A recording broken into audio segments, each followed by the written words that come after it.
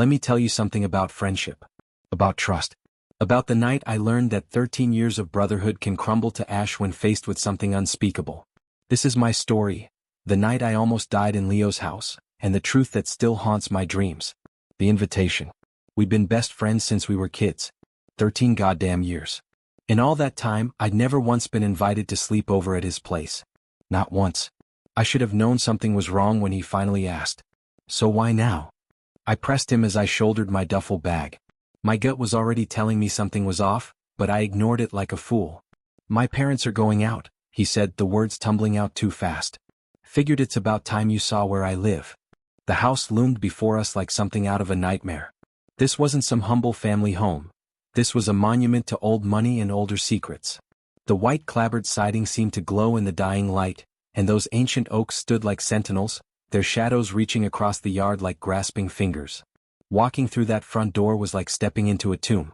The air was thick with the smell of old wood, furniture polish, and something else. Something that reminded me of freshly turned earth after a hard rain. The kind of smell that clings to graveyards. The parents. His mother was a tiny, fragile thing who moved through those shadowy rooms like a ghost herself. Her smile never reached her eyes. Hell, her smile never even looked real. Just this manic, desperate expression painted on her face while her hands shook and her voice pitched too high when she offered us drinks and snacks. His father? Christ, that man was a statue made of flesh. He sat in his leather chair like a king on a throne, saying nothing, those dark eyes tracking our every movement. I felt like prey under that stare. Like something being sized up for slaughter. I caught fragments of urgent whispers between his parents. His mother's voice sharp with panic, his father's responses too low to make out. But I could feel the tension crackling in the air like electricity before a storm. Then at 7 o'clock sharp they left. Just like that. And suddenly I was alone with my best friend in a house that felt like it was holding its breath. The game begins. So what's the plan? I asked, dropping my bag in his room. At least this space felt normal, posters on the walls, unmade bed, gaming console hooked up to the TV. It was the only room in that cursed house that didn't feel like it belonged to the dead. Pizza, video games, the usual, Leo said, but I could see it in his face, that forced calm, the way his jaw was clenched so tight I could see the muscles jumping in his neck. We ate. We played. For a couple hours, I almost forgot about the oppressive weight of that house pressing down on us. Almost forgot about the way the silence seemed to coil in the other rooms like a living thing. Then just before 9, Leo paused the game. Hey man, he said, still staring at the screen, hands working that controller like his life depended on it. There's this weird rule my parents have. Weird rule? The words came out flat. Cold. Something in his tone made my blood turn to ice water. Yeah. He finally looked at me and Jesus Christ, his eyes were serious as a tombstone. After 9 p.m. we stay in this room. Door closed. Locked. We don't leave for anything. Not the bathroom, not water, nothing. The door stays shut until sunrise. I stared at him, waiting for the punchline that never came. You're me, right? What if I need to piss? Piss now, he said, voice dead as winter. He nodded toward an empty bottle on his desk. After 9 you use that. The laugh died in my throat. This wasn't a joke. This was terror, raw and naked, staring me in the face. Insane. Why? He shrugged, but it was the most unconvincing gesture I'd ever seen. They're paranoid about security. Old house, you know. Gets drafty. Drafty. Even as the words left his mouth, I knew he was lying through his teeth. But before I could press him, the grandfather clock downstairs began to chime the hour. Bong, bong, bong. He was on his feet before the 9th bell finished echoing through the house. He slammed the door shut and threw the deadbolt, a massive steel bar that looked like it belonged on a bank vault, not a bedroom door. There, he gasped, sweat beading on his forehead. We're safe. Safe. From what? The watching dark. The house fell silent, but it wasn't peaceful silence. This was different. This was the kind of quiet that makes your skin crawl, that makes you feel like something is out there in the dark, listening. Waiting. An hour crawled by. Leo tried to play it off, cranking up the game volume until it was almost painful, but I could see right through him. The fear was eating him alive from the inside.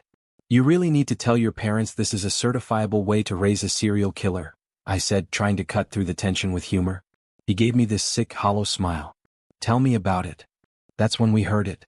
A soft, measured thumping from the hallway below. Footsteps that weren't quite right, like something heavy being dragged across the wooden floor. What the hell is that? I whispered. Leo kept playing, eyes locked on the screen, fingers moving on autopilot. House settling. That's not the house settling. The sound stopped. In that silence, I could hear my own heartbeat thundering in my ears. Then something new started, a horrible scraping noise like claws or broken bones being dragged across the floor beneath us. I muted the TV. That's definitely not. Leo set down the controller. His face had gone white as fresh snow. Just ignore it, man. Please. It goes away if you ignore it. What goes away? What the hell is down there? Before he could answer, it spoke. Leo? Honey? The voice drifted up from the hallway, soft and sweet and wrong in every possible way. It was his mother's voice, but there was something off about it. Something that made my skin want to crawl right off my bones. Leo, sweetheart, your father and I came home early. I brought you boys some warm cookies. Open the door. I looked at Leo and saw a man who'd already died inside. He was staring at that door like it was the entrance to itself, one trembling finger pressed to his lips. Leo, that's your mom, I whispered. Don't be silly, sweetie, we're inside, the voice continued, closer now. Right outside our door. I just baked your favorites. Chocolate chip. They're getting cold. But the voice was wrong. Too perfect. Like someone playing back a recording of his mother, but the playback was just slightly off. Then came the knocking. Soft, wet sounds against the wood like raw meat slapping against the door. Leo? Are you boys all right in there? You're being awfully quiet. I couldn't speak. Couldn't move. Could barely breathe. Leo sat frozen on the floor, eyes wide with a terror so pure it was almost beautiful in its intensity. The door handle turned left, then right. Then it began to rattle violently in its housing. Boys, this isn't funny, the voice said, and now there was an edge to it, sharp and cruel. Open. The door. Bang. The entire door frame shook. I scrambled backward until my spine hit the far wall, heart hammering so hard I thought it might burst. The voice changed. Became something else entirely. Something that gurgled and wheezed like it was speaking through a throat full of grave dirt. The wet tapping started again, frantic now, accompanied by a thin whining sound that cut right through my skull. And from under the door, thick black fluid began seeping into the room. It stank like rotting meat and fresh-turned earth. Leo dove under his blankets, became nothing but a shaking lump on the bed. He'd retreated so far into himself I wasn't sure he was even conscious anymore. The thing in the hall. My curiosity has always been my weakness. Even terrified out of my mind, I had to know. Had to see what was hunting us. Don't, came Leo's muffled voice from under the covers. Don't look. But I was already moving, creeping across the floor on stocking feet. The stench got stronger as I approached the door. I pressed my eye to the keyhole and peered out into the hallway. At first, just moonlight streaming through the window at the end of the hall. Then it stepped into view. What I saw broke something fundamental in my brain. It wasn't human. Wasn't animal. It was a nightmare made of stolen pieces, impossibly tall and thin, built from sticks and shadows. Its limbs were winter branches, its torso a swirling mass of darkness that seemed to shift and change even as I watched. It wore his mother's floral apron, stretched obscenely over the hollow space where its chest should be. His father's hunting cap sat crooked on a head that was just a writhing knot of shadow. No face. Just a void. In one twig-like hand, it held a family portrait from the hallway wall. It pressed this picture against the emptiness where its face should be, wearing his mother's smile like a mask. With its other arm, Christ, that arm stretched out like a serpent, it tapped against our door. Thump, thump, thump. I threw myself back from the keyhole and clapped both hands over my mouth to keep from screaming. My mind couldn't process what I'd seen. This thing hadn't broken into the house, it was the house. A parasite wearing the family's memories like costume jewelry. Then it spoke again and my blood turned to Arctic slush. Your mother is so worried about you, Liam. My mother's voice. Perfect in every detail. The same tone she used when I was sick with fever as a kid, the voice that called me home for dinner, the sound of love and safety in home. A sob tore from my throat before I could stop it. Homesickness and horror crashed over me in equal measure because more than anything I wanted to be home, and I knew I might never see home again. The thing in the hallway chuckled, dry leaves scuttling across concrete. Let me in, Liam, my mother's voice whispered through the wood. I've come to take you home. Besiege. Hours crawled by like wounded animals. The thing never stopped. Never tired. It scraped at the door with infinite patience, whispered in voices I knew and voices I didn't, promised warmth and food and an end to the terror if I just unlocked the door.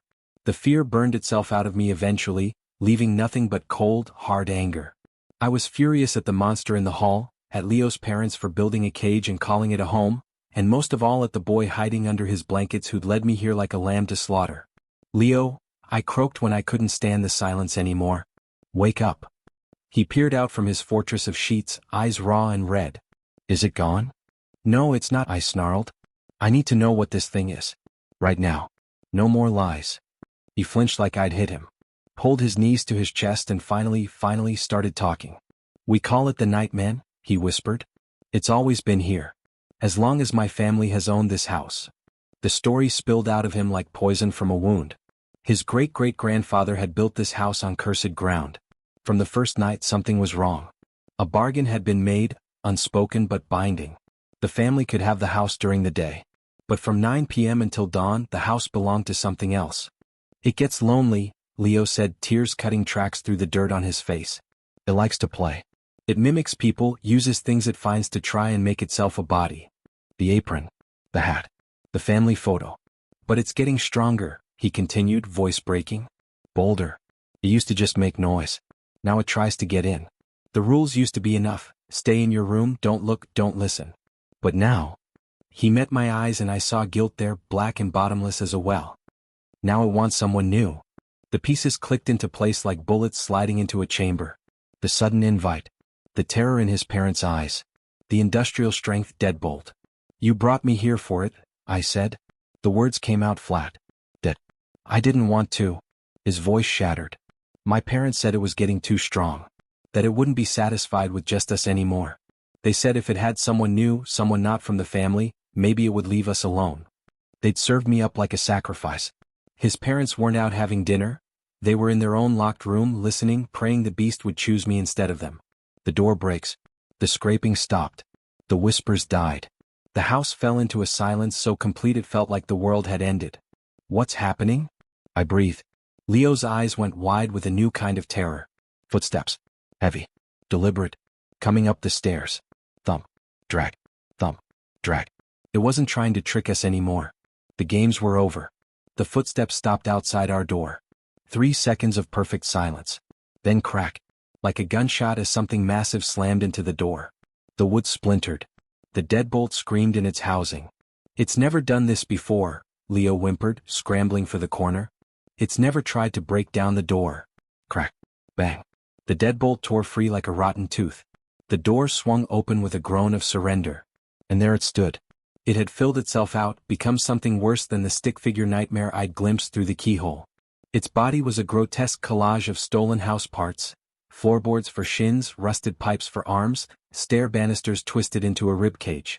And inside that cage of wood and metal, I saw my own duffel bag pulsing like a diseased heart. Its head was the grandfather clock from downstairs, leaning at an impossible angle on a neck of twisted lumber. The pendulum swung behind cracked glass like a mad eye, and when it spoke, every voice it had ever stolen spoke in unison. Time. U.P. The fight. The thing stepped into our room with a grinding of gears and splintering of wood. The air filled with sawdust and the reek of the grave. Leo screamed, a sound of pure animal terror. I grabbed a glass trophy from his desk and hurled it with everything I had.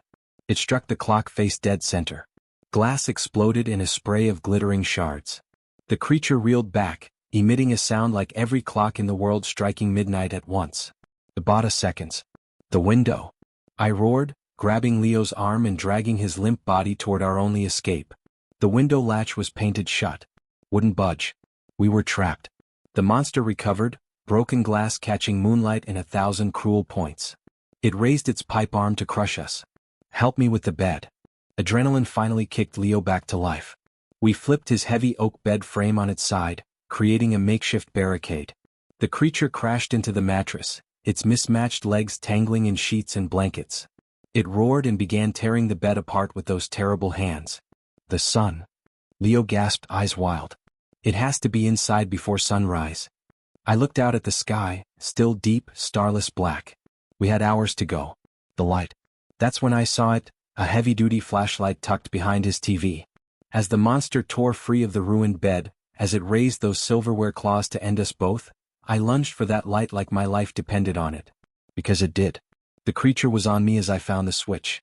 I could smell the dust and decay of its body, could see that brass pendulum swinging in its broken face. I triggered the flashlight and a pillar of pure white light struck it full on. It shrieked like a banshee. The light didn't burn it, it unmade it. Spoons clattered to the floor as its hand disintegrated. Floorboards split and fell away from its legs. The light was poison to its very existence. It retreated to the shadows by the door and I realized what I had to do. The long watch. For the next 4 hours I held that light like Excalibur itself. Every time the creature tried to advance, I drove it back with the beam. Leo huddled behind me, crying out whenever the thing scuttled at the edges of the room. We were warriors holding the line against an ocean of darkness. My arm burned. My shoulder screamed. The batteries were dying and we all knew it. The beam flickered, dimmed to yellow. "It's dying," I gasped. "Just a little longer," Leo begged, eyes fixed on the window. "Please, just a little longer." The creature knew. It gathered itself in the shadows as the light faded to nothing, and with a final, triumphant roar, it charged. In that exact moment, the first pale line of dawn appeared on the horizon. Dawn. The monster hit me. The flashlight flew from my hands. I was on my back with that clock face looming over me, and I could see my own reflection in the swinging pendulum. Then a single ray of morning sunlight pierced the window and touched the creature's back. It froze, went perfectly still. Then it began to fall apart. The clock head crumbled to dust. The pipe arms clattered to the floor. The banister ribs unwound. All the stolen pieces, the silverware, the wood, my duffel bag, collapsed into a heap of ordinary debris. In seconds, all that remained was refuse and a thin layer of gray dust that smelled like the grave. Sunlight flooded the ruined room. I lay gasping on the floor. Leo wept against the wall. We had survived. The truth. Footsteps in the hall. Human footsteps this time. Leo's parents appeared in the doorway, and I'll never forget the look on their faces when they saw me alive. Not relief.